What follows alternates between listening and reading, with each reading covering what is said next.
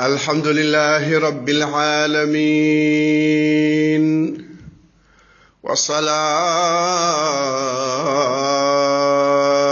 والسلام على المبعوث رحمة للعالمين نبينا وحبيبنا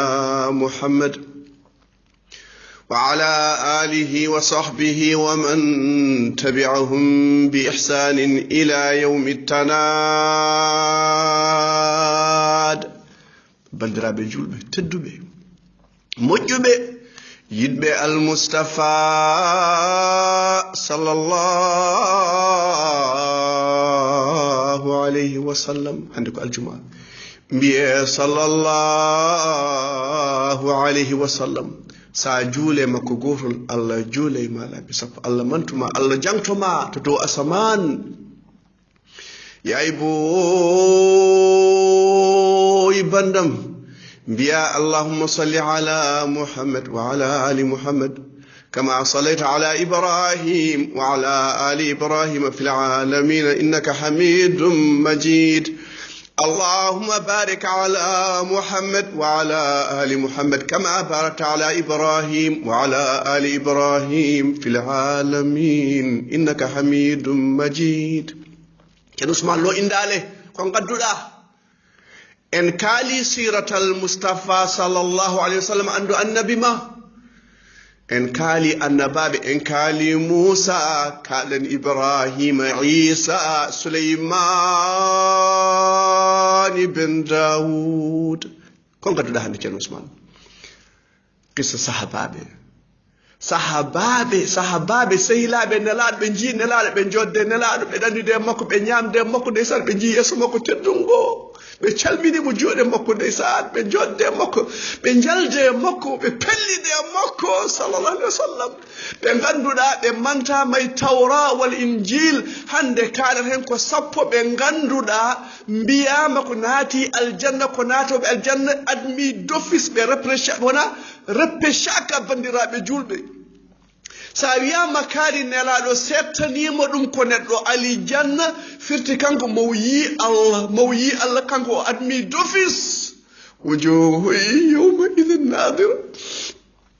ila rabbiha nadira ɓeɗo ko yiyoɓe allah nelaɗi sahabaɓe ɓe mbi ya rasulallah min ji allah oyi lewru sappo e nayyi no jirata ɗum ni on duñodirta mo on ji allah ɓeɗo joni mbiyama ɓeɗo hankkadi ko admi d'office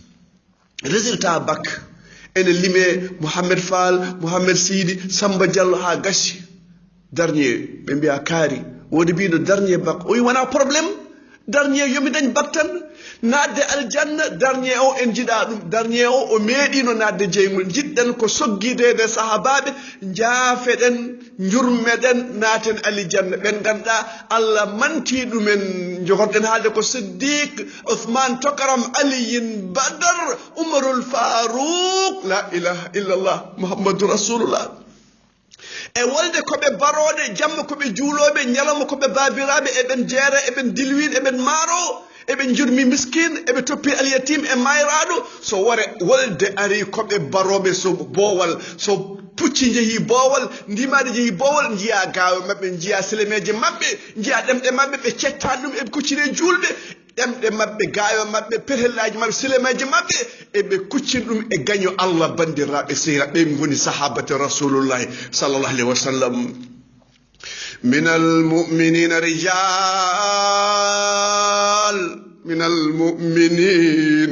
من المؤمنين رجال صدقوا ما عاهدوا الله عليه فمنهم من قضى نحبه ومنهم من ينتظر وما بدلوا تبديلا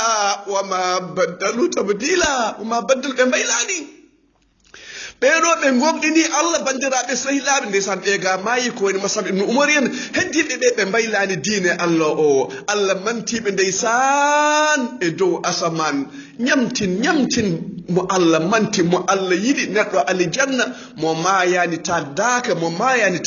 bandiraɓe sahilaɓe aynam والسابقون الأولون من المهاجرين والأنصار والذين اتبعوهم بإحسان رضي الله عنه ورضوا عنه وأعد لهم جنات تجري تحتها الأنهار خالدين فيها أبدا ذلك الفوز العظيم لا إله إلا الله محمد رسول الله. Ndeysaan en adiɓe les premiers les élites ndeysaan idiɓe wiide la ilaha illallah muhammadu rasulullah premier ji ɓeɗo ko numéro 2 ɓe ko numéro 4 Oumar ko numéro 40 Aboubacry ko premier Ali ko premier Yumel Khadija ko premier Zayd ibn Haris ko premier ndeysaan ñamtin premier hol ñamtin dernier la ilaha illallah muhammadu rasulullah. Allah wi wasabiquna al awwalun ɓen ɗon ferɓe e les alliés e hottuɓe ɓe al ansariyankoɓe ndeysaan e rewɓe ɓen ɗon e moƴƴere Allah welama ɓen ɗo ɓe belama Allah ɓe pewjanama aljanna woni nanore ñaɗo ɓe gartani hur en nan toon ɓe nato abadan ndeysaan ɗum woni gagnande sa gagnima sa ƴetti ray ko nadde aljanna jannatun tajri min tahtiha al anharu khalidina fiha أبدا رضي الله عنه ورضوا عنه ذلك لمن خشي ربه فيهن خيرات حسان حور مقصورات في الخيام جنات تجري من تحتها الأنهار الأفوق على هون فيها ما لا عين رأت ولا أذن سمعت ولا خطر على قلب بشر يوني الجنة المصطفى نانتون شرنا قرب بيتشرنا الجنة هلكو ويلتون وينجا نجيا مصطفى نجول مكة مولين جن يا لين جن لا إله إلا الله محمد رسول الله. mbiɗen ko sappo naatɓe aljanna ɓe wiyaɓe admis d'office ko ɓen kalten Aboubacry Siddiq le premier international caggal annabaɓe fof ko Aboubacry ɓuuri bandiraɓe sahilaɓe Aboubacry ni Siddiq ko neɗɗo aljanna ndeysan hokko Allah wiyama ko ceerno Ousmane ثاني اثنين إذ هما في الغار إذ يقول لصاحبه لا تحزن إن الله معنا كانكو غورو dañi ɗum omo wonde nelaɗo sallallahu alaihi wasallam e nder ngaska o wiya hoto fayi hoto hul koye Allah gonduɗa koye almoustapha gonduɗa ɗiɗo noon a wiyama ko sahib makko o wiyama ko sahil nelaɗo hoto kule koye Allah gonduɗe Allah e aduna o wondata Allah e lakara bandiraɓe seeɗa oɗo woni premier mondial Aboubacry Siddiq ceerno Ousmane hol deftuɗo hen haaldu seesa أبو حفص عمر الفاروق أول أمير المؤمنين في الجنة عمر كندو الجنة ديسان سو عمر جتي لاول سيدان جتي غونغول بانديرابي سهيلابي عمر كندو الجنة كويلي دي admis d'office njeya bandiraɓe sehla ceerno Ousmane le troisième c'est qui c'est ton homonyme Ousmane Zunnourayn la ilaha illallah Muhammad rasulullah ala fof meɗɗo rendinde rese ɓiɓɓe ɗiɗo annabi sona Ousmane tokaram bandiraɓe sehilaɓe geloɗi temedde jeeɗiɗi ngari enen ndimdi ɗum ko maaro ɗum ko kanje ɗum ko suppu ɗum ko maafe ɗum ko gawri ɗum ko ñebbe ɗum ko dilwin ɗum ko maji fof ration galle fof commerçant ñi mbi Ousmane min coodayma mbuuɗo fof min pawma buuɗiɗo o yimi dañi ko ɓuri ɗum ɓe mbi Ousmane mbuuɗo fof min mbaɗma hen tati o yimi dañi ko ɓuri ɗum mbuuɗo fof min mbaɗanma hen ha joyi ɓe mbimi nden dañi ɗum o yimi rokkama ko ɓuri ɓe mbi mais nous sommes les commerçants di Madina hay goto ala ɗo minen goni commerçant ji ɗi o wi Allah rokki kam ko ɓuri ɗum mbuuɗo fof sappo o ƴetti temedde jeeɗiɗe ngeloɓa ko rimdi ko o waɗ ɗum fi sabilillah jeyi so ostra armen ganduɗa hirade en satti Ousmane arme ne worno o équipe ɗum nelaɗo wi ma darra Ousmane ma faala bada al yawm Ousmane kala ko waɗi hankadi sangal oɗo ñalom lollotama oɗo no tokaram ko neɗɗo aljanna bandiraɓe sehlab ceerno Ousmane qui est le quatrième on woni bamum Al-Hassan wal Hussein sayyida shabab ahli janna aliyun badar premier jeune biɗo ashhadu an la ilaha illa allah muhammadur rasulullah magnès aɗa andi silama ali no wiyete ko zulfiqar ndeysan ɓeɗo c'est les élites saɗa ñamtina ɓeɗo nde nelaɗo ferata ndeysan ali sacrifie hoore mum o wi ali leɗoɗo place am ɗo so makkanaɓe gari ɓe jiiɗi wardem ɓe mbawanama haydara ali suddi o waɗi ko wiyete kamikaze ko o suddi wudere nelaɗo makkanaɓe gari ene jiɗɓe wardemo nelaɗo yalti ulle mabɓe leydi ali sauvi bandiraɓe selam ñande wolde badar omo jogui silama petene pundi no ruwe jambareɓe potti aha sa yi golle makko e balle mo ganda oɗo ene foti yiɗede ene foti ñamtinede bandiraɓe sehilaɓe bandiraɓe julɓe en kaali nayo jeegom ma en kalto so Allah jaaɓi kala tawanoɗe wolde badere fodama alijanna hande ko introduction bandiraɓe sehilaɓe hatib ibnu abi balta o ƴetti lettere nde nelaɗo fayi makko o neldi makkanaɓe omo haalana makkanaɓe nelaɗo nan ara nelaɗo wi gaddi e lettere hatim neldi mi haalil histoire o mi taƴa ɗum nde lettere adda nelaɗo wimo an hatim hol sababu oɗo lettere aɗa nelda makkanaɓe aɗa wiya emin gara aɗa juma min Omar wi ya Rasulullah da'ni adrib unaqa nelaɗo ɗo waɗa e makko gawal mi taƴa danɗande e joni joni ya Rasulullah sa haali mi wiyata c'est-à-dire parce que amon nabi min pade United Nation ha haala hen avimum non sa haali joni joni mi wiya samina wa atana nelaɗo wimo ya Umar wa sesa a anda noon Allah ƴellitiɓe e tawnoɓe walde Badr o yi mbaɗe ko beela ɗon on jaafama yawmal furqan yawmal taqal jam'an nden ɗon wolde hay malaikaji kaɓama ɗon saabu la ilaha illallah muhammadu rasulullah nam ɓeɗo tawne wolde Badr 313 temedere sappo e tati kamɓe fof ɓe jaafama bandiraɓe sehilaɓe hadis rawahul Bukhari ɗum waɗi neɗɗo e aduna makko omo golla gollal ngal nannamo aljanna ha gasi on ko admis d'office omo golla bonande e mettere Allah nde nannamo jeygol ko admis jeygol d'office wala hawla wala quwata illa billah enam Ousmane no mbiyataɗa kadi Ousmane Jam Malik enam tawanoɓe bay'atu ridwan ujunere e temennayyi kamɓe fof koɓe foɗaɓe aljanna enam ceerno Ousmane kamɓe fof ɓe gadmi d'office ko enen keddiɗo enen nous sommes les derniers wala hawla wala quwwata illa billah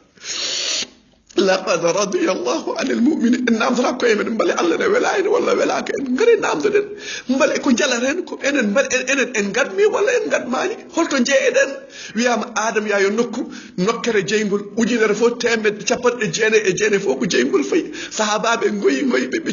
cuuɗi nelaɗo wi ala enen mbaɗen e yajuju majuju kono leɓol ɓaliwol wone keeci ngaari daɗeri ndi en ganda koye darñe jeeɗen walla en jeeyaka hen laqad radiya Allahu anil mu'minina id yubayi'unaka tahta shajara ɓeɗo 1400 Allah wi welamaɓe ɓeɗo fof ko yimɓe aljanna yummen Khadija ndeysan ko neɗɗo aljanna omo settana ɗum Al-Mustafa settanima ɗum o wi Khadija Jibril en salminma yummen kadi salmiti Jibril alayhi salam o yimo omo jiggi galle aljanna galle jama galle urus ala tampere ala dunjit an yummen kadi a tampino a walli Al-Mustafa nde fuɗɗi nelede o arema omo signa mbiɗama hoto hul bone keptatakoma ka moƴƴo aɗa hotta koɗo aɗa jakta jaɗɗo aɗa yurmi cukalel aɗa yurmi Allah tim oɗo debbo noon ndeysan yummen kadi sa ñamtinimo an gona e debbo aljanna ko yummen ko jeewo ndeysan yummen Khadija ndeysan yummum Al-Qasim yummum Fatima yummum Ruqiya yummum Zainab yummum Kulsum oɗon hande aljanna weli nanore yana bandiraɓe sehilaɓe aynam Abu Hurairah wi nela sallallahu alaihi wasallam wi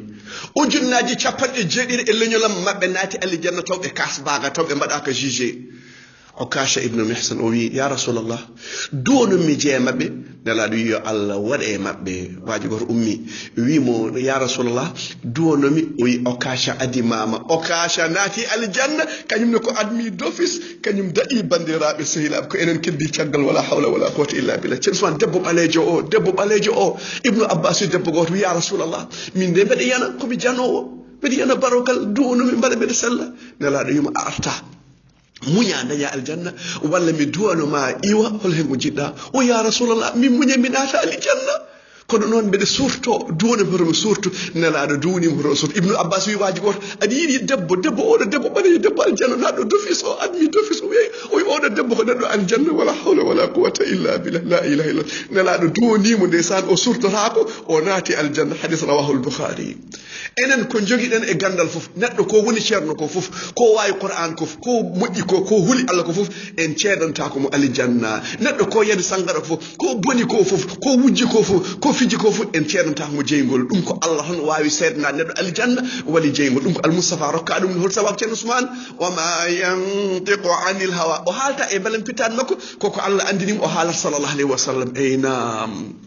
ceerno Ousmane holko Allah wi holko nelaɗo wi on mayɗo shirkinani o naati aljanna on mayɗo shirkin hayso ko seeɗa o naati jeygol wala hawla wala quwwata illa billah enen arɓe caggal sahabaɓe holko mbiyaten ربنا اغفر لنا ولإخواننا الذين سبقونا بالإيمان ولا تجعل في قلوبنا غلا للذين آمنوا ربنا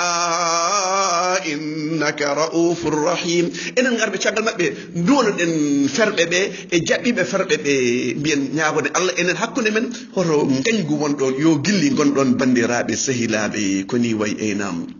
إلى صلى الله عليه وسلم الله في أصحابي وي بندرابام صحابام هرجيتي بتشكرون امدمون اودون نيوهابي اودون كالبي اودون بيابي لا اله الا الله وي غوري من سو سكيما كن فور هايده حود e kangi yetata ko nifga mabbe non saka hamda bandirabe sahilabe ndon en sahababe ndon en koye men balle jango al musafan tefane den benen tefane da nyaagondo keda ya rabbi ummati ya rabbi ummati c'est pas de Ari Kalen Abu Bakr As-Siddiq le premier mondial après les prophètes et nam subhana rabbika rabbil izzati amma yasifun wa salamun ala al mursalin walhamdulillahi rabbil alamin